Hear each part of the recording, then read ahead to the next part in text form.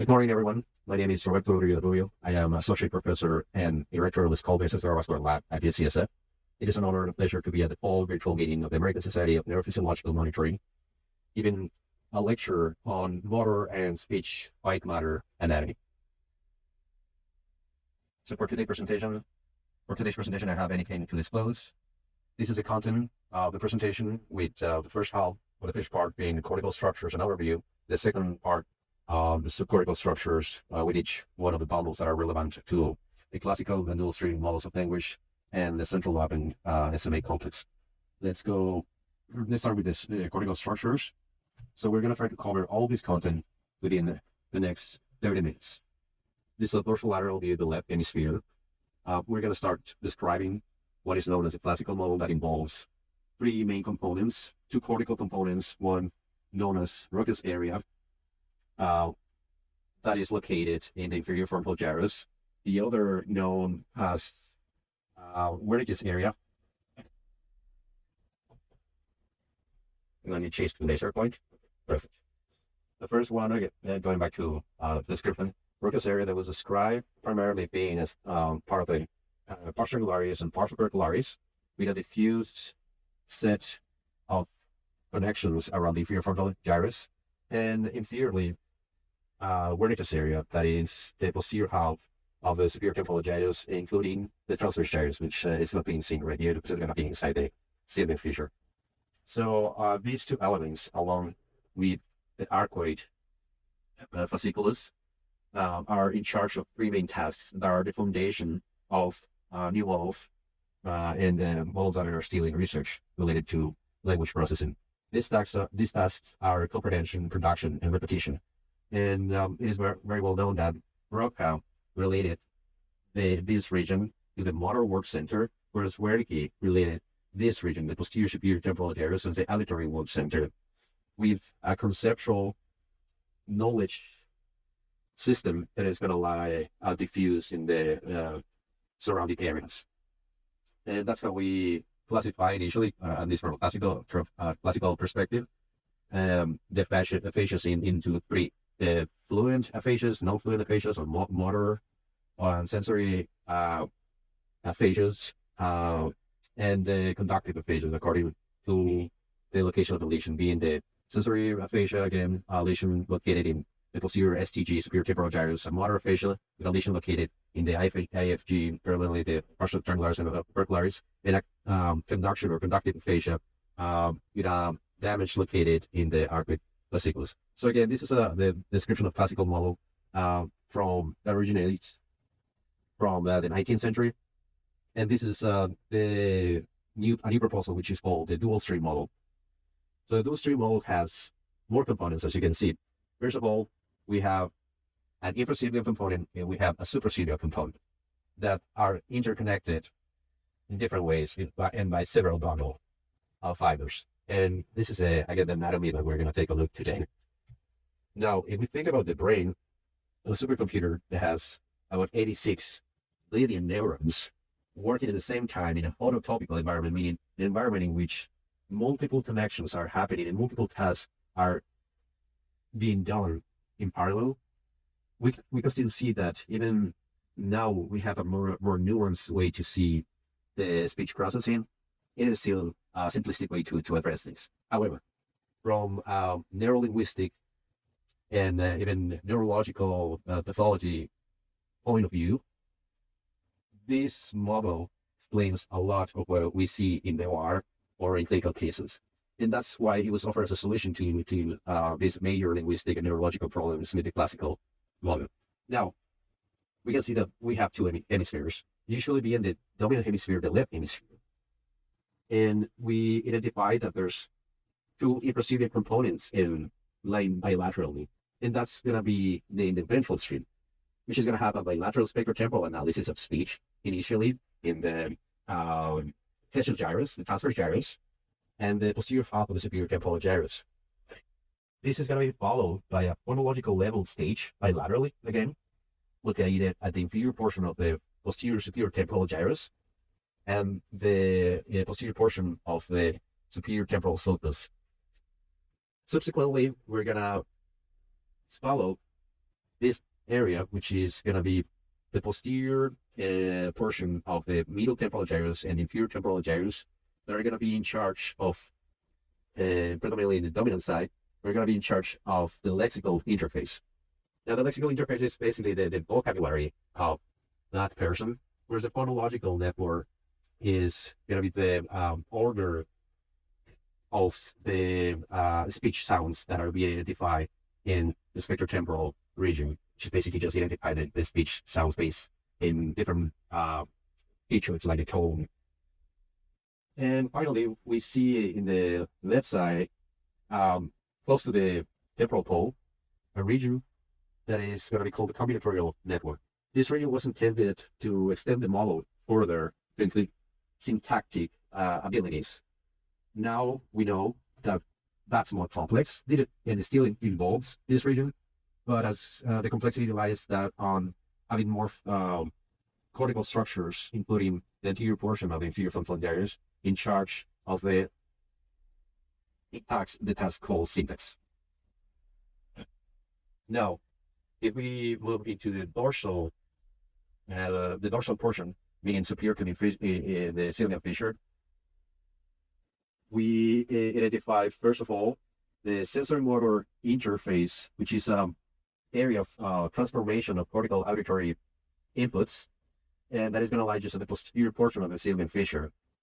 It connects the superior temporal sulcus and superior temporal gyrus, the posterior portion, with the frontal motor speech areas that are going to be, and not only the inferior frontal gyrus, the posterior portion with the pars triangularis, pars superocularis, and the ventral premotor region, but also the posterior portion of the middle frontal gyrus, just anterior to the precentral gyrus. Again, this is on the dominant side, and that's how we can explain that deficits of unilateral portions of the ventral stream are not as deep or profound or meaningful as the deficits that happen to the dominant dorsal stream. Okay. And what that means is that now we have new concepts. First of all, we are changing, or we're switching from a modular, just very localationist perspective of areas that are in charge of processing tasks to a more connectomal perspective. What that entails is that the involvement of areas is broader, and this network in language processing is way more complex.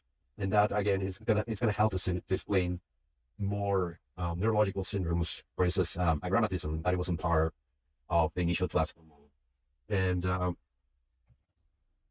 what we're gonna see today is all these bundle of fibers that are gonna be part of the dorsal and the ventral stream, and pretty much any fiber that runs through this infracivia portion of cortex, which is going to be the ventral stream, is going to have some involvement on the reception and repetition of the speech. Now, moving into the medial side, let's define what the SMA complex entails. So first of all, from the posterior perspective, the posterior, we're going to have the posterior commissure, anteriorly, the anterior commissure, and running perpendicular to that line, just at the anterior commissure, we see the division between two regions. The anterior one is going to be called the pre-SMA region, which extends about 1.52 centimeters anterior to this line. Posteriorly, we see the SMA proper. Together, both regions are called the SMA complex. Posterior to this, we see the sulcus, which is the cingulate sulcus. If we follow the cingulate sulcus, this is the marginal sulcus. Anterior to the marginal sulcus, we can find the postcentral gyrus, and then in this region, we find the paracentral lobule, and this portion is going to be the precentral gyrus, meaning the motor stream. Now, dorsolateral view. From a dorsolateral view, we see the superior rhombic point, which is the projection of the central sulcus towards the convexity, and inferiorly, we see the inferior rhombic point, which is a point in the cilium fissure that lies at the same coronal plane as the lowest portion of the central sulcus. Anteriorly, with a dark blue shade, that's the precentral gyrus. And within the posterior portion of the superior frontal gyrus, we see both zones that we mentioned. One, just anterior to the precentral gyrus, is going to be the SMA proper and anteriorly the pre-SMA.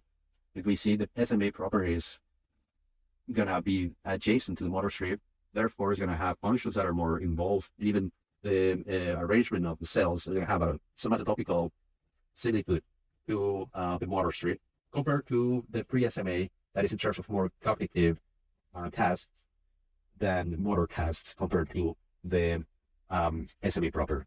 Now, something that I like to do is always go to have as many landmarks as possible, mainly when you're planning to expose a certain region. So this is a couple of craniometrics. First of all, we see that we can find it right here, the brecma. And from the brecma, we follow the coronal suture. You see the intersection between the coronal suture and the superior temporal line. At that intersection, underneath that, we're going to find the inferior frontal sulcus, precentral sulcus. Intersection meaning posterior to this region is the precentral gyrus. Now we move further down. We see the anterior Sevian point, which is formed by the posterior portion of the pterium. And underneath this, we see an opening of the Sevian fissure, or we should see an opening of the Sevian fissure that lies just inferior to the pars triangularis, meaning that just posterior, immediately posterior to this, we're going to find the pars auricularis. If we follow the squamous suture, the highest part of the squamous suture is going to be under superior or superficial to the Sevian fissure at the point of the inferior oblique point. That again is aligned coronally, or a coronal plane, with the inferior portion of the central sulcus. Now, from a superior view, even from brecma, posteriorly, 5 centimeters proximally, we should find the superior oblique point, which is the projection of the central sulcus towards the convexity. And we see that diagonal direction that has the central lobule that includes the precentral gyrus, central sulcus, and the postcentral gyrus. That is about 50 to 60 degrees from posterior to anterior, medial to lateral. And other craniometric landmarks that we can find, such as the superior frontal sulcus intersection with the precentral sulcus at about the same region as the hand motor activation cortex, which is also known as the inverted omega sign. And that lies about 3 to 4 centimeters laterally and 1.5 centimeters posteriorly, and about 6 centimeters posterior and 5 centimeters laterally. We can see the intersection between the intraparietal sulcus and the postcentral sulcus. Just anterior to that, going to be the postcentral gyrus. Now, what am I talking about this? Is because I always think, again, that learning craniometrics is going to be a guide similar to offline Google map that can guide you through other regions or zones that are not only cortical but also corticals. So, for example, we can find this landmark called the urium, which is the parietal prominence. There's going to lie just the same level of the inferior parietal lobe, which is the most lateral projection of the brain. And underneath that, we're going to see an important part of the pericinium network, which is the intersection between the SLFTP, the superior longitudinal fasciculus, the parietal, and other fasciculi such as the SLF3 and SLF2. And moving on to the subcortical structures. Subcortical structures are primarily formed by the U fibers, which are the first set of fibers, and they're actually the most abundant fibers, white matter tracts that we're going to see in the brain. They're interconnect adjacent gyri. So again, if we think about all these fibers and all the operations that the brain does, which is approximately 1 billion operations every second, what we're seeing is still simplistic, but it is a good step towards understanding, towards getting a better understanding of how the brain is wired. Now, today we're going to review the following tracks from superficial to deep: SLFTP, SLF3, SLF2, and we're going superficial. If we remove those fibers, we're going to find the arcuate fasciculus. Anterior and deep to the arcuate fasciculus, we're going to find the frontal axon tract and the frontostriatal tract. Infrasylvian and superficial, we're going to find the ILF, the inferior longitudinal fasciculus. Dorsal tweed, we're going to find the MLF. And deeper, we're going to find the IPOS, the inferior frontooccipital fascicle, and ventral tweed, the uncinate fasciculus. Moving towards the central core, initially we're going to find projection fibers from the external capsule, and deeper to these fibers, we're going to find the internal capsule, and today we're going to have a view of the cortical spinal tract from that structure. And medial to the cortical spinal tract, in the medial surface of the brain, we can locate the SLF1. So a couple of considerations: the subcortical structures are often depicted or reconstructed from a voxel-based or postmortem-based way, meaning from radiological reconstructions, mainly DKI reconstructions, postmortem being the dissections that we're going to see today, white matter dissections, and finally the gold standard, which is deep electrical simulations that are done while doing brain mapping. And this is what, again, we consider gold standard due to several things that are involved that we're going to talk about in the next couple of points. So another thing to consider is the three-dimensionality of the structures, that these structures are not perfectly aligned to anatomical planes such as the sagittal or coronal plane. So we got to consider all these shapes and forms that are located in a three-dimensional space. The other thing to consider is that they're often not symmetric, and that there's some inter and intra-individual variability. And that happens thanks to, first of all, in the cortical subcortical fingerprint of each individual, the age, and their neuroplasticity that we usually see happening after low-grade gliomas and other kind of white matter pathologies. So these changes, again, happen not in the static or are valuable not from individual to individual, but also in the same person across the time of a pathology, for instance. And that's why sometimes it's possible to operate on patients after waiting for neuroplasticity to happen on areas that were initially helped. So in terms of the white matter anatomy, it is good to consider this analysis a complex set of subcircuits that form, reshape, and flush information dynamically in a hototopical environment. And that means, again, that is a lot of connections that have multiple tasks, and a lot of the developments that we're going to see today, they're not only multi-language, but also in other processes. And that's why I like to consider this as computational neural net. Now, starting with the SLF, you see the SLF3 with terminations from the pars supercularis and pars triangularis to the SMG. The SLF2 that lies dorsally with terminations from the posterior portion of the middle frontal gyrus, the angular gyrus, and then in light blue we see the SLF2P that's going to have terminations from the inferior parietal lobe to the posterior portion of the superior temporal gyrus and the middle temporal gyrus predominantly. Another view from the lateral side, we see the SLF2 here in an intersection. Another tract that is called the frontal ascending tract. It's going to connect from the pars supercularis to the SMA complex. You see partially the SLF3 or laterally, and posteriorly and inferiorly we see the SLF2P. Here we see that here the short gyri of the insula and the posterior long gyri of the insula. We see the transverse gyrus of the temporal lobe, and anteriorly we see the medial posterior orbital portion of the frontal. For a superior view, and this is important to consider again, the three-dimensionality of the fibers that are not running in a perfect parsagittal manner, mainly the SLF3 that has a thin set of layers lying in this plane, but has a lot of connections that are happening laterally on what is going to be predominantly the frontal and parietal opercula that are pretty much forming a roof that is covering the insula anteriorly. So SLF3 with these fibers projected laterally, SLF2 with fibers that are going to be more dorsal and this intersection of the level of the posterior middle frontal gyrus, and inferiorly again the SLF2P with the connections that we already mentioned. And here we see the transverse gyrus or Hessian gyrus, and the posterior portion of the STG, the superior temporal gyrus. From a medial perspective, we see the SLF1 that runs from the olfactory and rostral gyri inferiorly. It goes superior to the cingulate sulcus, and it finishes just anterior to the marginal sulcus. You know, that is going to have meaningful connections to the motor and premotor cortex. Ventral to that, you can find the cingulum with connections to the paraterminal, subcallosal, and anterior to the septal region.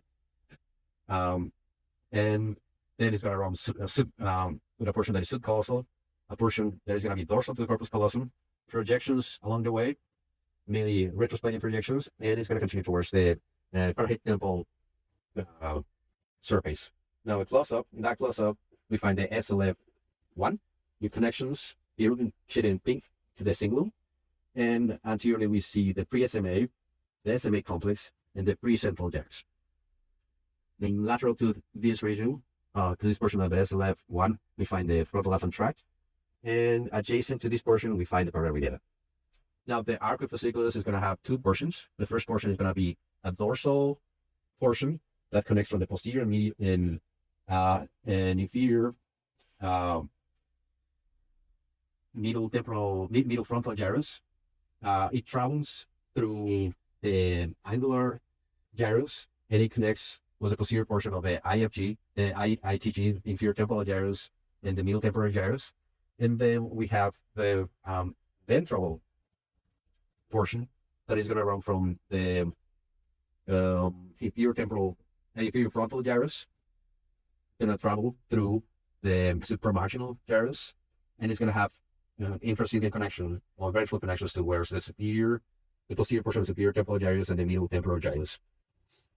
It is considered that the ventral portion of the arc of fasciculus is in charge of phonological language processing, whereas the dorsal is in charge of the lexical and semantic language processing.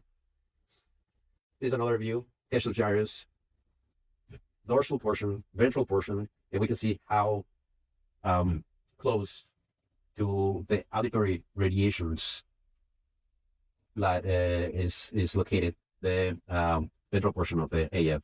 Also, how close these radiations are located to another bundle that we're using, which is the MLF, the middle longitudinal fascicle. And here we see the ILF, inferior longitudinal fascicle. Now, from this lateral perspective, anterior, posterior, pars opercularis to predominantly the pre-SMA region, we find these fibers running in a more coronal fashion, which are part of the frontal axon tract. This is another view, superior view. Again, pars opercularis, pre-SMA, SMA proper, the SLF2 intersection at the level of the posterior MFG, the middle frontal gyrus, and set of view fibers that depicting the superficiality of these bundles. From a video perspective, we see the projection of the frontal axon tract.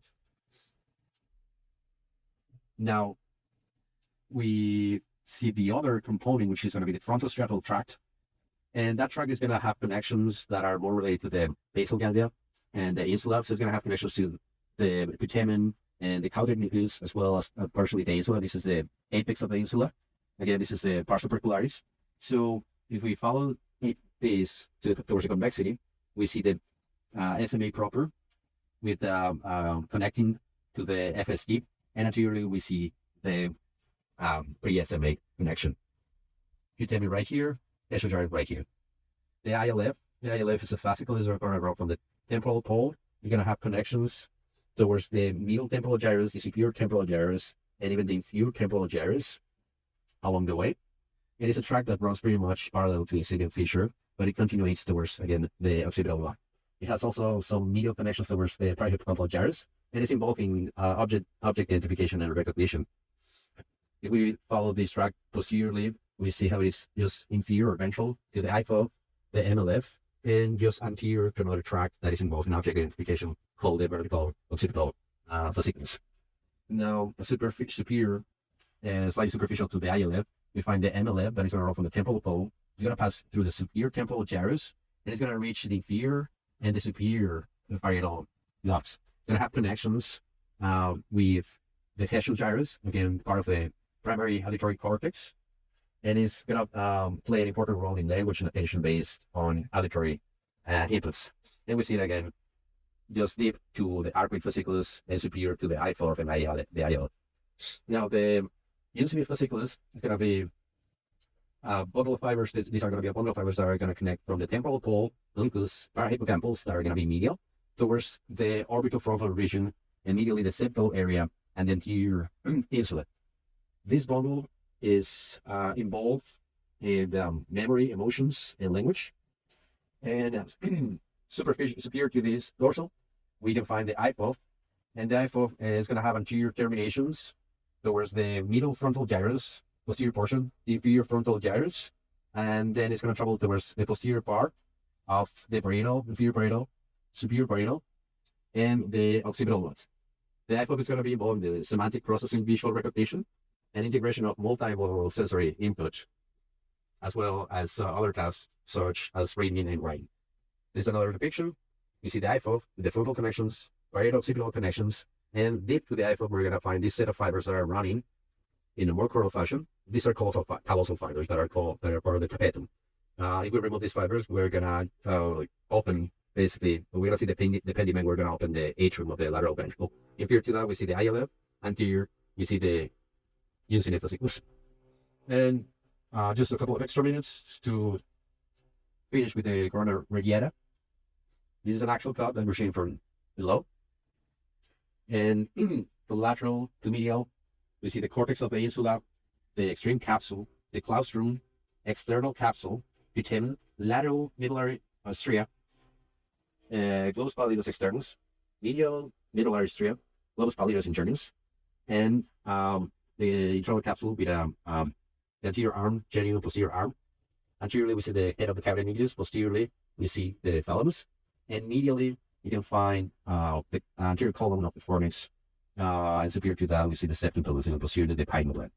Now, these structures are really highlighted anteriorly. These are going to be the anterior thalamic projections, or fibers, posterior thalamic projections. At the level of the genu, we see the corticonuclear fibers. Posteriorly, the corticospinal tract with the superior limbs, inferior limbs. Laterally, the rubrospinal tract. And in the background, we see these little squares that are representing the frontopontine fibers like the anterior limb, and the posterior limb, the rest of the pontine fibers that are going to be the temporal, parietal, and occipital pontine fibers. Now, from a lateral perspective, we see again superficially the connection of the frontostriatal tract with the putamen, and more medially towards the cavity nucleus. You see the claustrum here, putamen, and after removing the putamen, we find the globus pallidus, and medial to the globus pallidus, we see these projections that are going to be part of the internal capsule. Now, this is the division now seen from a different view. Anteriorly, again, the anterior limb, the anterior thalamic radiation from the pontine fibers, the genu, posteriorly the corticonuclear tracts, the posterior limb that's going to have the corticospinal tract. Ventrally, the sublenticular portion of the internal capsule is going to have the acoustic radiations coming from the medial geniculate body. And this portion is called the retrolenticular portion. That's going to have the optic radiations coming from the lateral geniculate body. And we see the representation of the corticospinal tract that is going to travel towards from the motor strip, precentral gyrus, the SMA complex, and even part of the parietal lobe. Now we see in anterior, posterior is the central sulcus. Here's the insula with the anterior, middle, and posterior short gyrus, the anterior long gyrus, and the branches of the MCA provide blood supply to that region. If we remove the insula, we can find again the basal ganglia and other white matter tracts, such as the callosal projections in the cortical spinal tract. If we do a close-up and we highlight that region, we see those connections again, the structure that we talked about before, the lenticular nucleus with the putamen, globus pallidus, the head of the caudate nucleus, the body of the caudate nucleus, the thalamus, anterior limb, genu, and posterior limb of the internal capsule, with this projection that of fibers that are part of the corticospinal tract that are having terminations at the level of the precentral gyrus, and that just are lying just lateral to callosal projections here, and we see anterior callosal projections. It is from a kinematic perspective, if we follow the bregma in a coronal plane, we can find that it's aligned to the foramen of Monroe, and that foramen of Monroe is aligned to the posterior short gyrus of the insula. And that's pretty much all for today's lecture. We have a collection of neuroanatomical articles that can be found at in our Curious channel. This is the name of our collection. Also, if you're interested in 3D anatomy, we have an account with a collection of several 3D models it's called the SBCBL _UCSF account on SketchUp, which is similar to YouTube. And again, thank you for your attention, and thank you for the opportunity to share our work today.